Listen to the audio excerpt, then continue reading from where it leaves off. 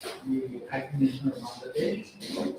We acknowledge the presence of the Ambassador of Latvia and Deputy Ambassador of that country. Warm welcome to the document.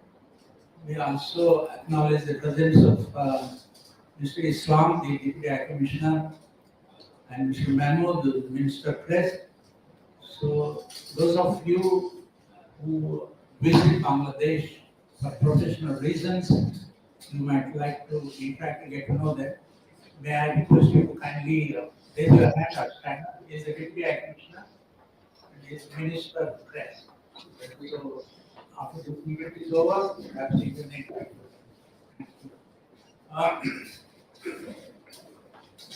Amar Sonar Bangla. That's what Tagore wrote in the year 1905 when Lord Curzon divided that part of India into divisions, one Hindu majority and the other Muslim majority. And when Bangladesh came to existence in 1971, Henry Kissinger called it an international basket case. But Jim O'Neill now says one of the next 11 countries which are going to coming years. They even overtook India in terms of personal GDP, not economic. So we are delighted to have you with us, Excellency, and I would now like to request our Secretary, Sri Prakash Nanda, to introduce our distinguished speaker, Prakash. Thank you. As the President has already introduced Sir, mic. Excellency, Sir, mic. Commissioner of Bangladesh to India. Prior to joining this position, His Excellency served as the Ambassador and Permanent Representative of Bangladesh to the UN offices and other international organizations in Geneva. He also has served as the Ambassador of Bangladesh to Switzerland and as the High Commissioner of Bangladesh to Singapore. His Excellency is a career diplomat. He joined the Bangladesh Foreign Service in 1993. During his long service, he has served as the Deputy Permanent Representative of Bangladesh in the United Nations in India, then as the Deputy High Commissioner of Bangladesh in Kolkata, and then he held other various diplomatic positions in the Bangladesh missions in Geneva, New York, and Paris. He also served with the Ministry of Foreign Affairs Dhaka in different capacities, including as the Director General of the United Nations team. His Excellency studied medicine science at Sir Suleiman Military College. Later on, he earned a master's degree, LLM in Public International Law from the University of London. He also obtained a postgraduate diploma in International Relations and Diplomacy from the International Institute of Public Administration in Paris, postgraduate certificate course in conflict management at the University of the United Kingdom, and in the laws is at the University of Southampton, UK. His Excellency represented Bangladesh in many international conferences and events at home and abroad, including at the United Nations. So, Your Excellency, you are most welcome, and it is a pleasure and privilege on the part of the FCC to hear. Thank you. Excellency, may I invite you to make your presentation? Thank you.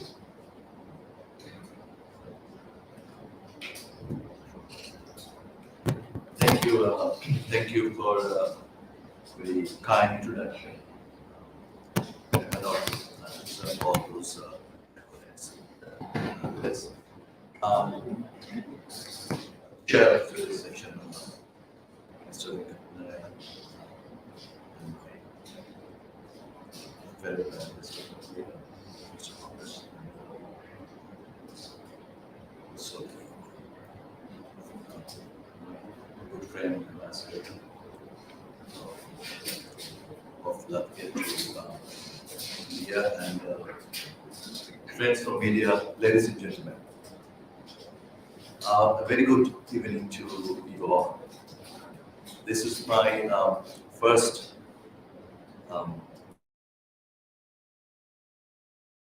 this, center with FCC colleagues. Um, I joined my position in November last year, so I'm quite new in this place.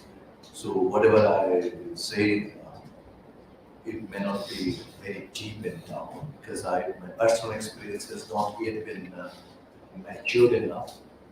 So I may apologize in advance if I say something quite general in nature. But of course, next time when I come, perhaps I'll come with more knowledge and more depth of our bilateral relations. Um, but of course, let me thank the Foreign Correspondents Club South Asia for inviting me to this prestigious club, I consider, and giving me the opportunity to share my thoughts, though quite preliminary, and my perspective on the Bangladesh-India relationship today. Um,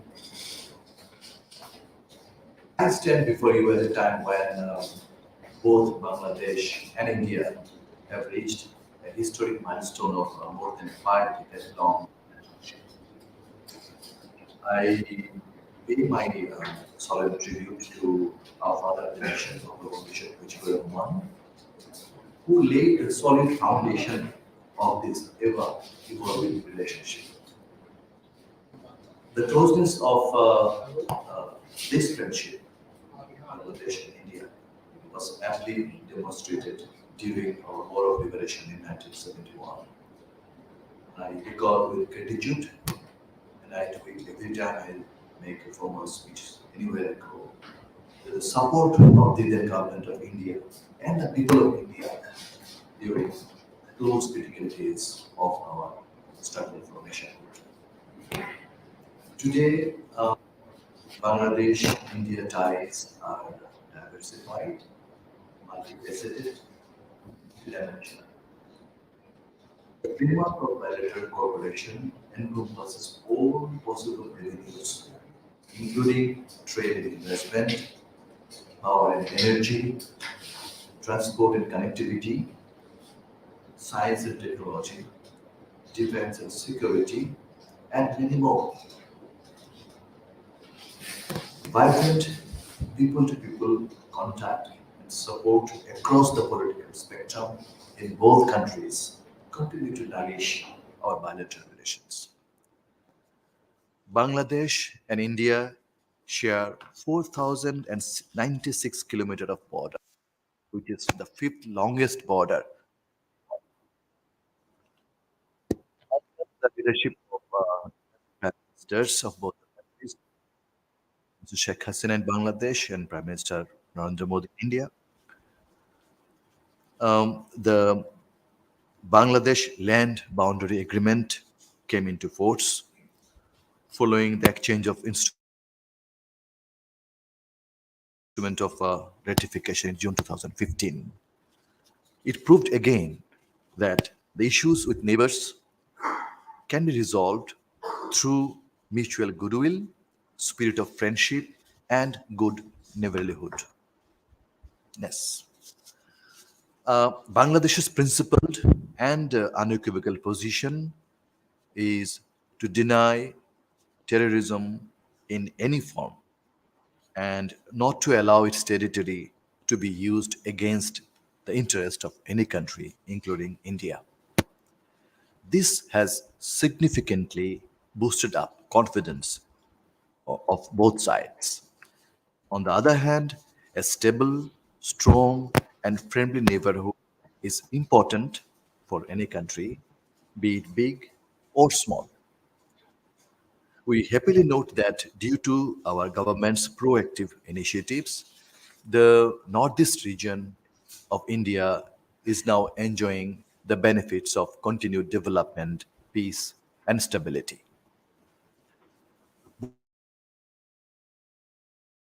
Both sides also inked a number of MOUs to prevent human trafficking, smuggling, and the circulation of fake money notes as well as drugs and narcotics.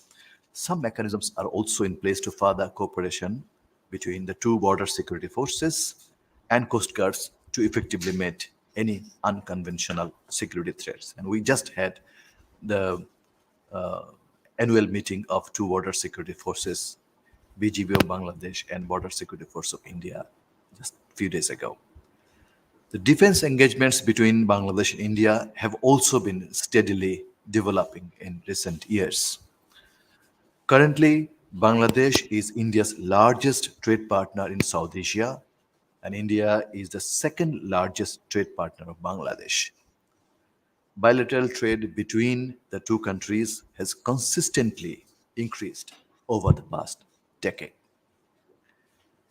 Bangladesh would like to increase the quantum of bilateral trade with India, as it will be graduating out of the LDC group soon, which will affect some of its export destinations. Um, in this respect, it would be important to remove trade barriers, minimize trade gap, and ensure equitable trade. Our two countries need to work more closely to reap the bilateral trade potentials, including to improve through addressing the issues like standardization, connectivity, and infrastructural challenges that exist today. We hope that the ongoing discussion on the comprehensive economic partnership agreement would be able to tackle these issues and remove stumbling blocks which will make the trade mutually more beneficial for both our countries. We also need to ensure smooth supply of essential commodities and food grains between the two countries in any challenging circumstances. Sometimes we will have shortage of some essential food items, which in India may be in plenty. So, through mutual cooperation, if we can support each other in the times of crisis, it will be greatly beneficial to improve our bilateral ties further. Investment is another area that needs to be looked at with more importance. The most practical course of action would be for India to install a series of buyback projects where the big Indian companies can set up their industries in Bangladesh and the produce can be re-exported for use in India. We also seek substantial investment from Indian investors in two dedicated special economic zones in Bangladesh, namely Mongla and Mirsarai, to broaden our export base. Connectivity is another area of cooperation between our two countries. The newly restored railway links between the two countries and launching of the new bus services are the right steps towards that end. Recently, our Prime Minister Sheikh Hasina re-emphasized the importance of improving connectivity for mutual benefit. She said connectivity is productivity. She also offered India to use our main ports, Chittagong and Mongla, for enhancing connectivity with the northeast part of India to contribute to development in the region. However, however, I must emphasize, more sub-regional and regional connectivity initiatives could be explored to promote regional trade and development. Bangladesh could be an important partner for the trilateral highway project that's offering between India, Myanmar, and Thailand in order to give further boost to connectivity in the region. At the same time, new land ports and better infrastructure could be built to facilitate bilateral trade. In recent years, people to people contact has increased manifold because of improved connectivity. We have started new bus and train services, I mentioned earlier also, relaxed our visa policy, increased the number of integrated border checkposts, and are expanding our missions. So now we have, I believe, six missions in India and similar numbers of Indian missions in Bangladesh. Every year, a significant number of Bangladeshis are visiting India. Sometimes it's struggling for the Indian High Commission in Dhaka to cater to the demand of visa seekers. In addition, both Bangladesh and India are providing employment opportunities to many skilled and semi-skilled workers of two countries. A large number of Indians are currently working in Bangladesh, particularly in private sector and government-sponsored projects. All of these have demonstrated the huge cooperation space for our two countries in the new economy. In terms of cultural relations, I think Bangladesh and India both are multi-ethnic, multicultural, and multi-religious countries with so many commonalities between the countries. Both our national anthems, as has been mentioned, are written by one person, Nobel laureate Rabindranath Tagore. Bangladesh's national poet Kazi Nazrul Islam is also remembered in many joint celebrations by both the countries. He was born in West Bengal, which is now a part of India. We do also have a good number of cultural exchange programs between our two nations, but this can be increased manifold. At the political level, regular exchanges of high level political visits is providing sustained momentum to our bilateral relations. In 2021, Indian Prime Minister Narendra Modi and the then President of India Ramnath Kovind visited Bangladesh to join the celebrations of the Golden Jubilee of Bangladesh's independence, birth centenary of our father of the nation, Bangabandhu Sheikh Mujibur Rahman, and 50 years of Bangladesh-India diplomatic relations. Last year, our Prime Minister Sheikh Hasina undertook a state visit to India at the invitation of Prime Minister Narendra Modi. And this September, she is expected to visit again to attend the G20 Leader Summit at the Prime Minister Modi's invitation. There are many success stories in our bilateral relations, and I cannot exhaust the list. However, some areas the progress is not as robust as we have expected or as we are expecting. And I can mention here about our progress on the water sharing. This has not been up to the expectation, rather quite slow progress that we've been able to make. Bangladesh and India, as you know, share 54 common rivers, and water sharing during the lean season has been a sensitive and delicate issue as it had and has a direct impact on the food production and quality of life of our population. It is necessary that Bangladesh receives its fair share of the Tista water to alleviate the sufferings and save the livelihood of millions of people dependent on the Tista river basin. Distinguished attendants, the next decade will see a new round of technological revolution and transformation. New things will replace the old ones. Both Bangladesh and India may seize the opportunity to promote innovation driven development. So, the business as usual is not an answer for the future. We can expand cooperation in the fields of artificial intelligence, nanotechnology, quantum computers, and strive for more collaborative results in the areas of internet infrastructure, big data, e-commerce, and digital economy. And India has an edge over many countries. We can learn from India and benefit from India's experience in this field. We can also strengthen cooperation in the area of climate change, environmental protection, energy conservation, and emission reduction.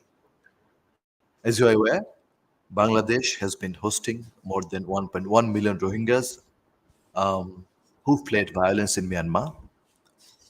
It has been untenable for a country like Bangladesh with very limited resources and huge population of itself, its own self, to host this big chunk of foreign nationals, Rohingyas.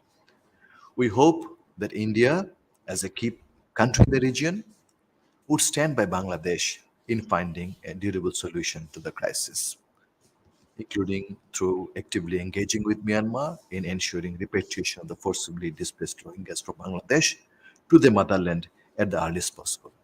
And we are engaged with Indian authorities, and Indian authorities are indeed willing to help us in this regard.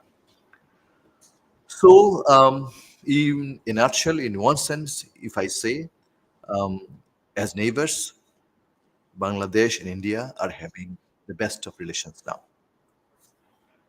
Even the bilateral ties under the dynamic leadership of Prime Minister Sheikh Hasina and Prime Minister Modi, Narendra Modi, have become a major conduit of delivering overall growth, peace, and stability in our South Asian region.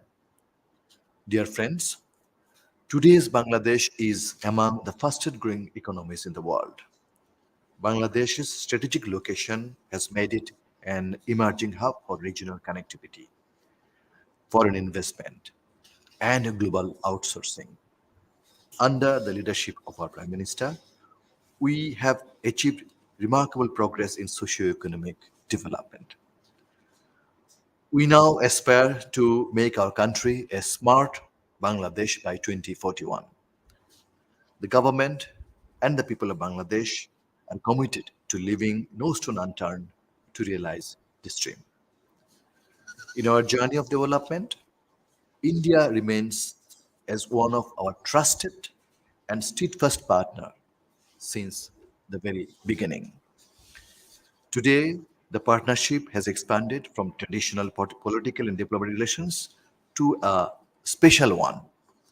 And I believe in this process, the media can play a pivotal role in nurturing this unique friendship through providing adequate fuel, constructive inputs, and constant encouragement. So that's a plea to the media of India and also international media present here. I understand the ongoing development journey of Bangladesh, the geostrategic importance of Bangladesh, the significance of India Bangladesh partnership, and the possibilities in cross border connectivity are the issues which might be more duly covered by you in the media. With this, I stop here and I'll be happy to respond to your questions as much as I can. Thank you so much. Thanks very much, High Commissioner, for that all-encompassing presentation of yours about Bangladesh-India relations. We now invite questions. Those who wish to ask any questions, kindly raise your hand and wait for a microphone come to you. Identify yourself and then ask the question. Thank you. Yes, the lady here.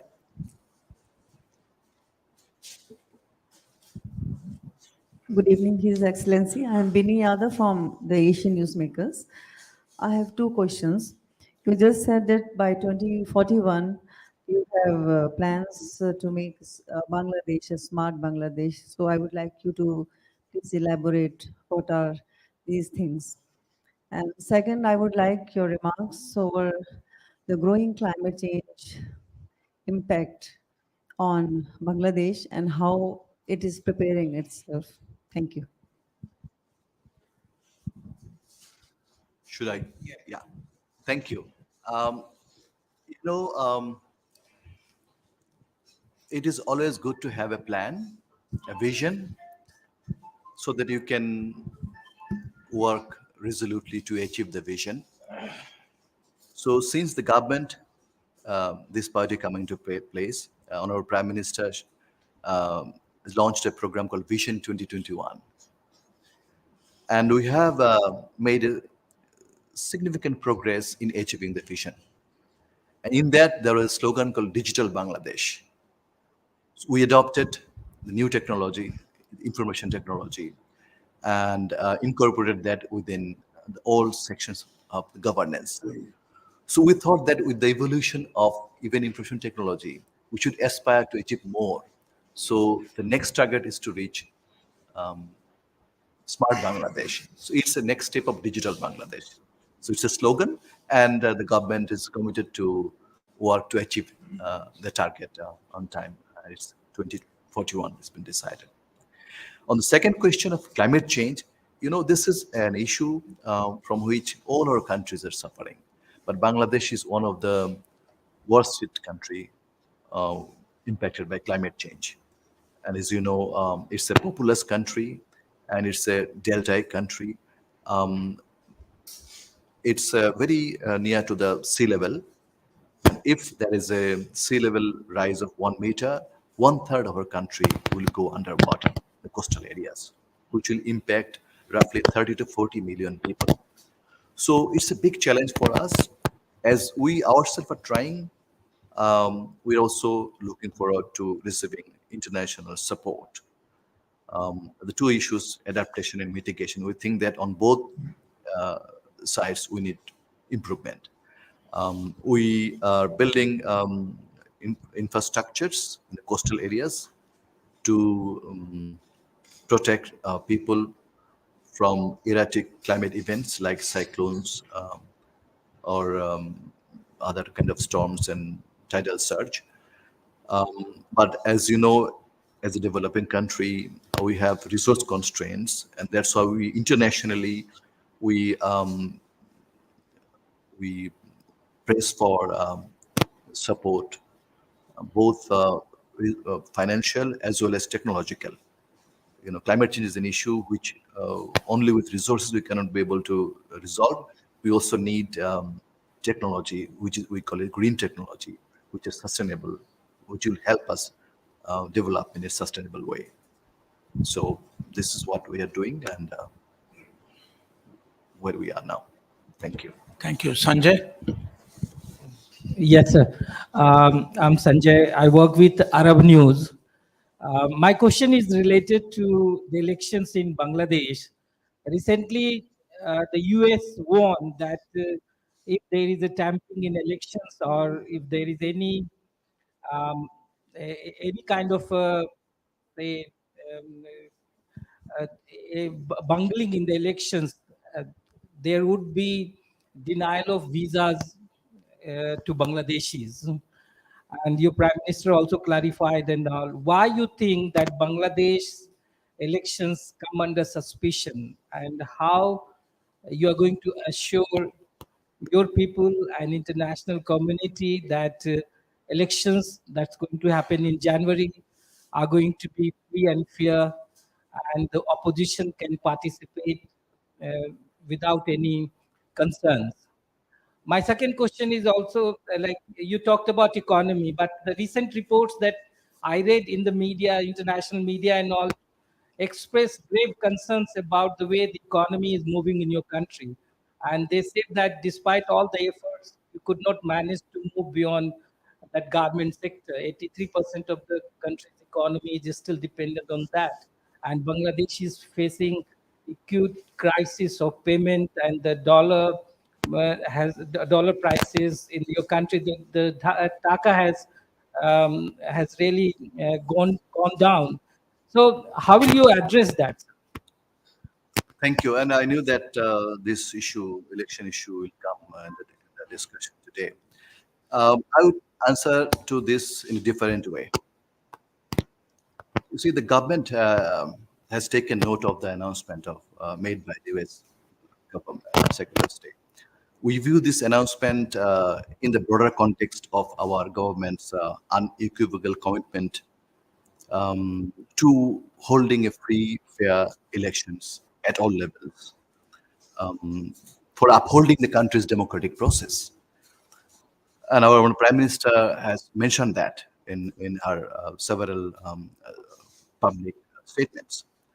Um, you know, Bangladesh remains a democratic and politically stable nation, and we have experience of holding a series of elections at national and local levels. Again, it is entirely up to the people of Bangladesh, see, to sustain the hard-earned democratic process, political stability, and the development gains in the country. The government appreciates that the international community, including the US, firmly stand by the government of Bangladesh to sustain, um, uh, to ensure that the election is held free and in fair manner.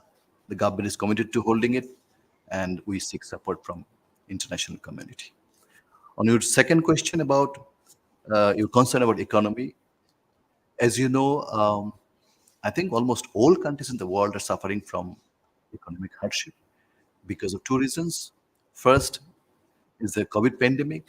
So just before recovering from COVID pandemic, this Russia-Ukraine war started. So we didn't get enough time to recover from the onslaught of COVID pandemic. So all countries in the world are suffering from that, and Bangladesh is no exception. We are going through a little challenge, but I firmly believe that we have the means and willingness and ability to overcome this hardship that we are facing now. Thank you.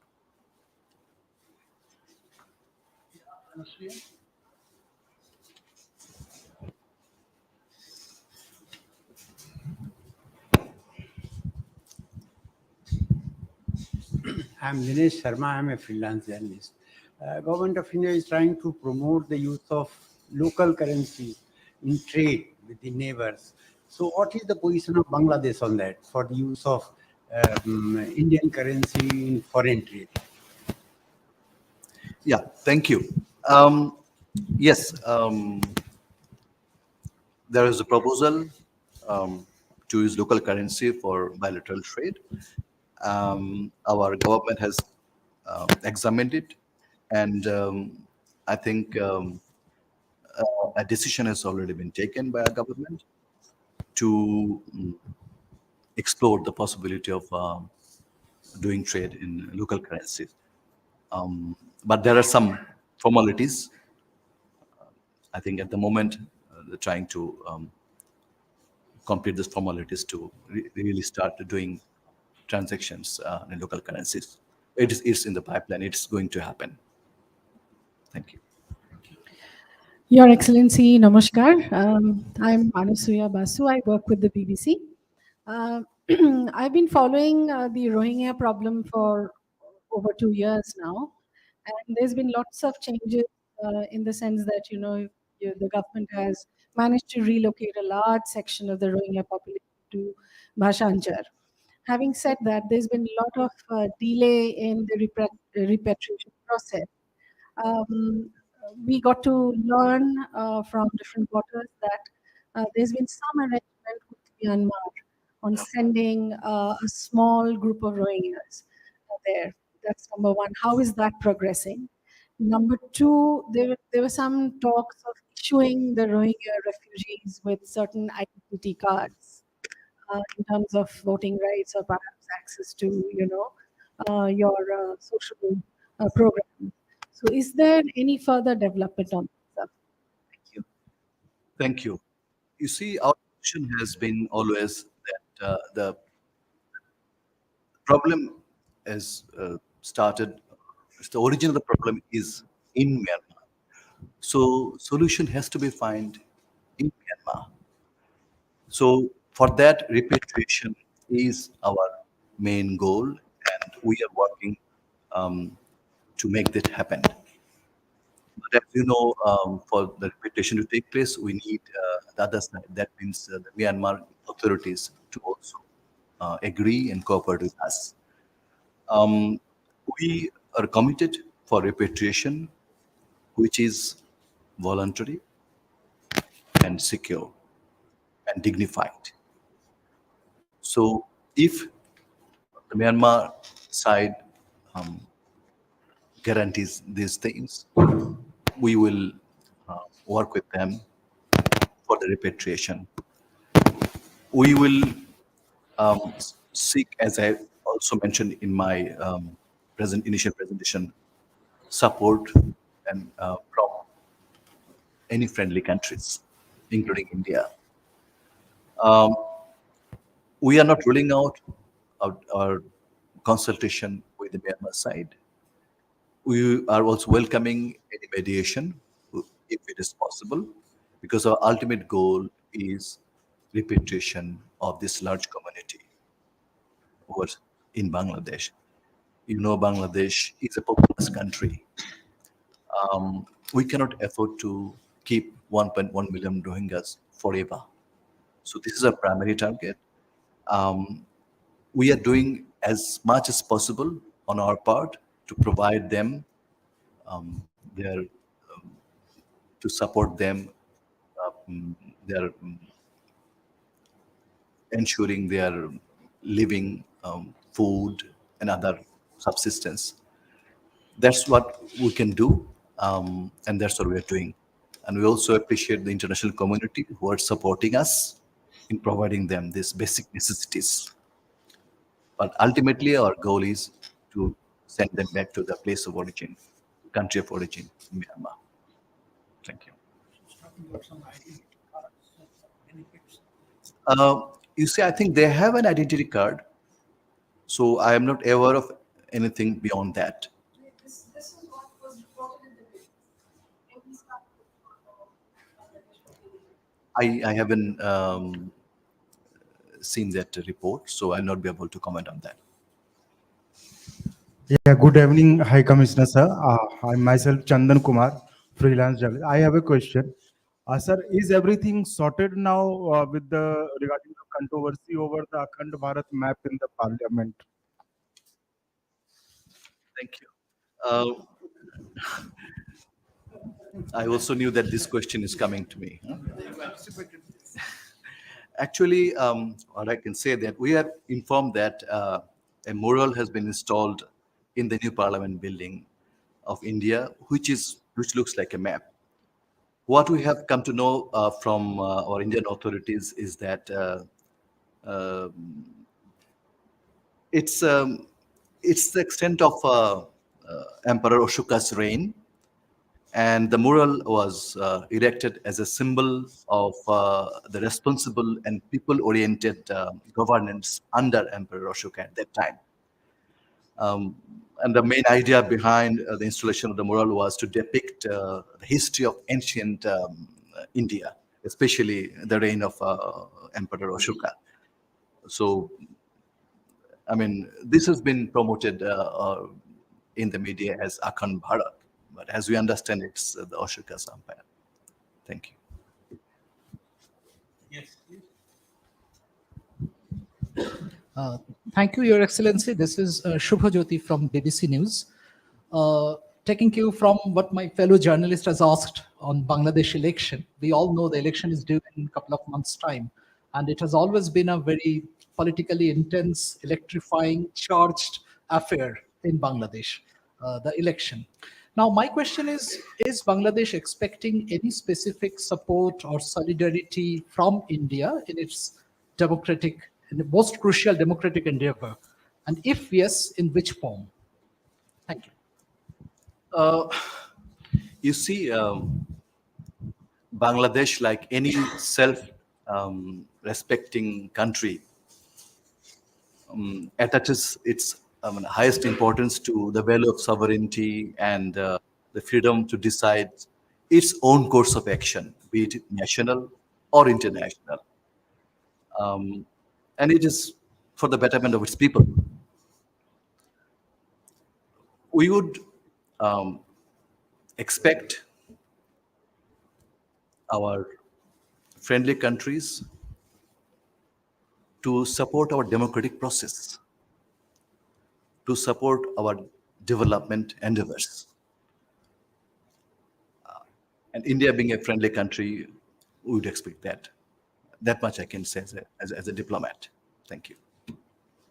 High Commissioner. If I can add something. in the past. Our election commission, the way it conducts elections, has got a great reputation internationally. And I think many countries in the world, they do seek the guidance or some sort of suggestion from our election commission, uh, and our election commission representatives do go. So perhaps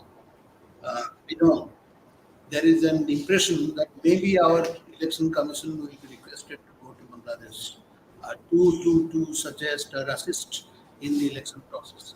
It's something in that regard you will consider as a possibility. I think it's a very interesting idea, and I'll definitely look into it.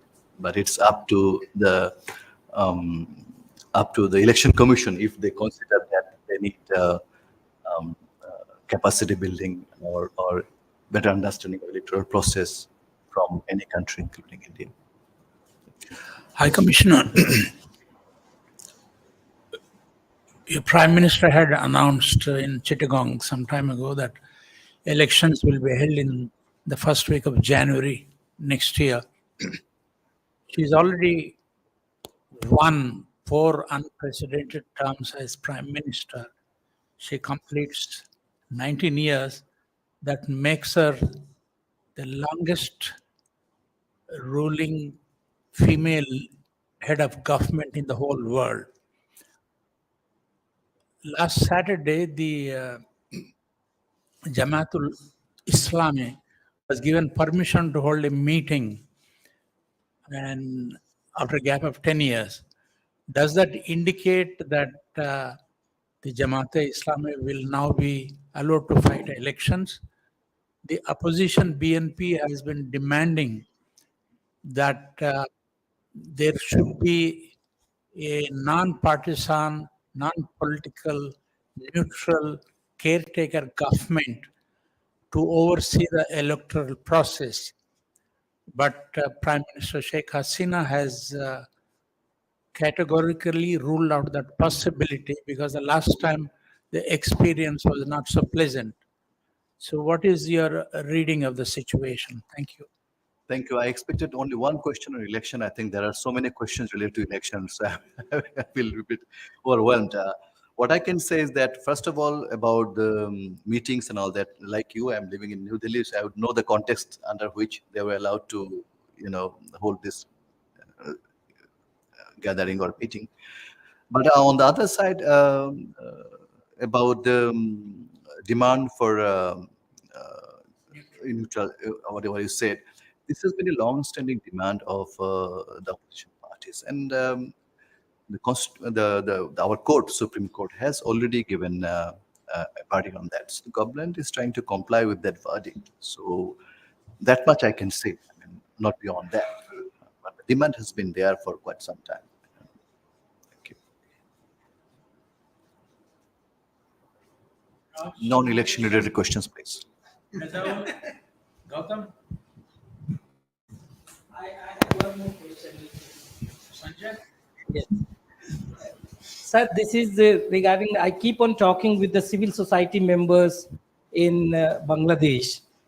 And in almost every conversation that I had with them, there is one concern that they raise, that what is happening in India, so far as minorities are concerned, um, um, with the like you have violence against Muslim minorities in different parts of the country, and it has gone up after my Prime Minister Modi took over in 2014, and they say that what is happening in India is impacting our situation in Bangladesh also, and this will say that minorities in Bangladesh are not feeling that safe. And with the situation, if India does not control its anti-minoritism, our country will also suffer. This is the concerns. I'm just. It might be a comment, or if you want to answer that question. This is what whenever I talk with my friends, be it journalists or academia or any other fields, they raise this issue. Thank you.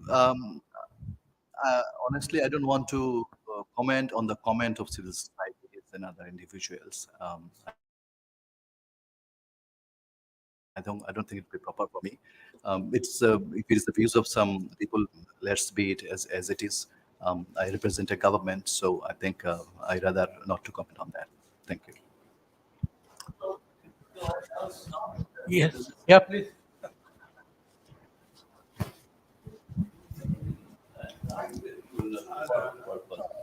Gautam, the easy question, please. Easy question, very easy. Yesterday, your foreign minister has announced that Bangladesh would be soon promoted in the BRICS. So, how do you look at this issue? Whether BRICS is becoming now a bigger bloc, and ultimately, I am told that the total GDP of BRICS would be more than the G7. So, do you think it will be a new world paradigm is being in the offing, and how it will impact Bangladesh being a member of BRICS? Thank you. I'm not an economist, so whatever I say would be from a generalist context. For Bangladesh, we would, as we are growing, as we are developing, we need resources. It can be in terms of development assistance, it can be loan, it can be grant, and for that we go to World Bank, IMF, ADB, or JICA, COICA. So BRICS to be one of the new addition to that source. So definitely, if it is really functional and if it um, really flourishes, it will be good for our development process, and hopefully we'll get some loan from BRICS as well. So maybe from that context, from that point of view, we have joined BRICS. Or I think joined or about to join, we'll be joining. So I haven't seen that wordings. So that can be really a potential source for us for our development take place.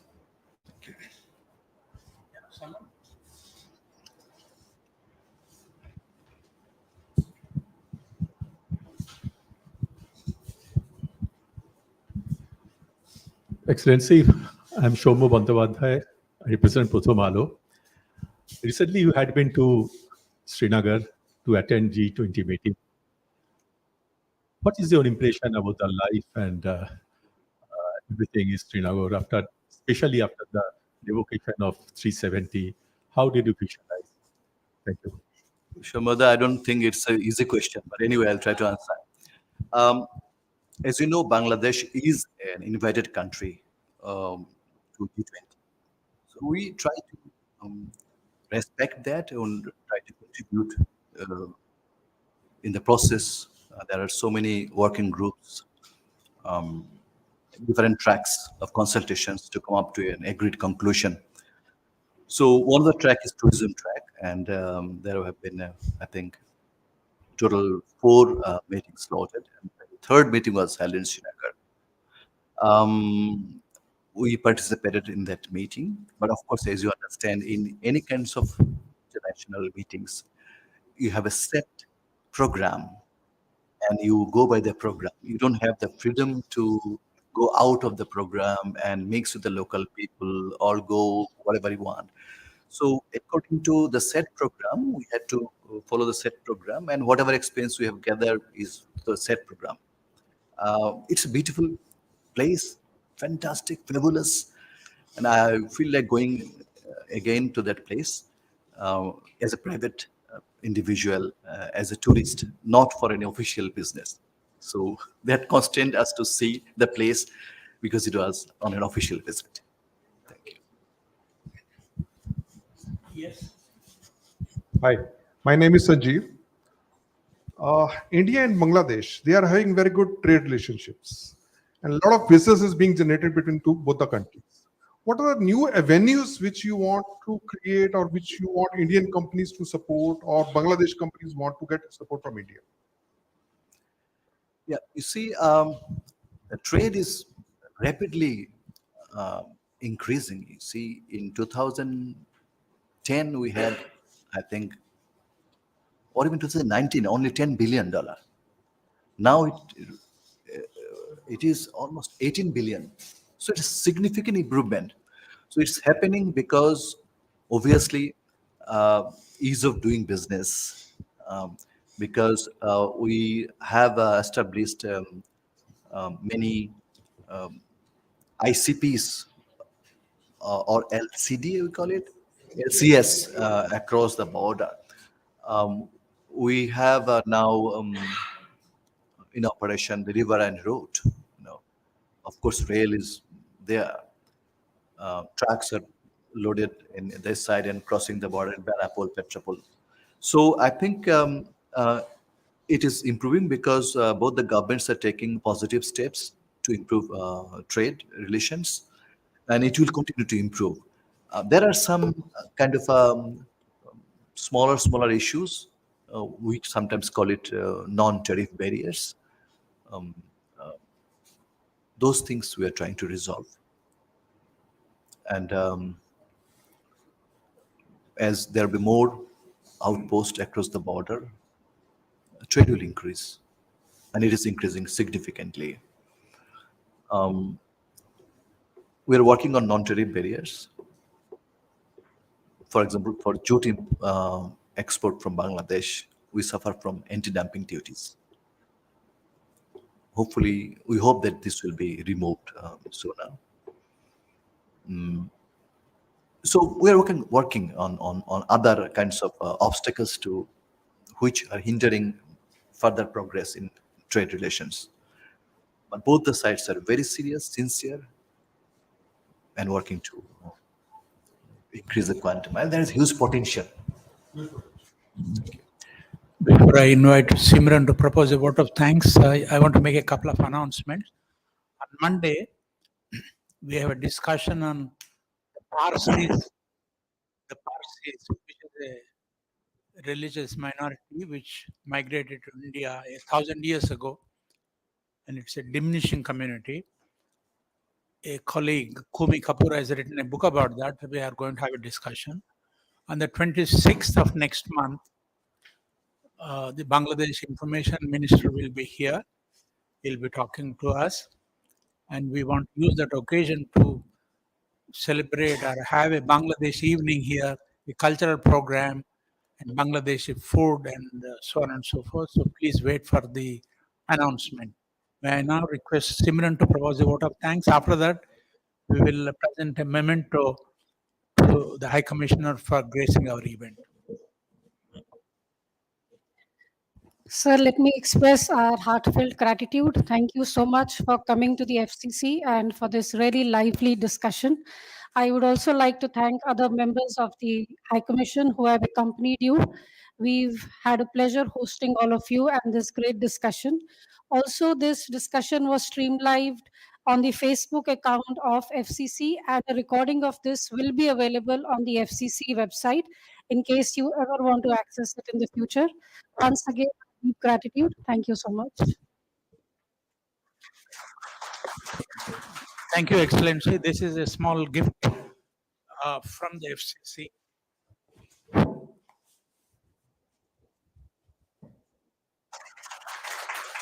This actually is a specially designed month to celebrate our 66th anniversary. Thank you very much for coming.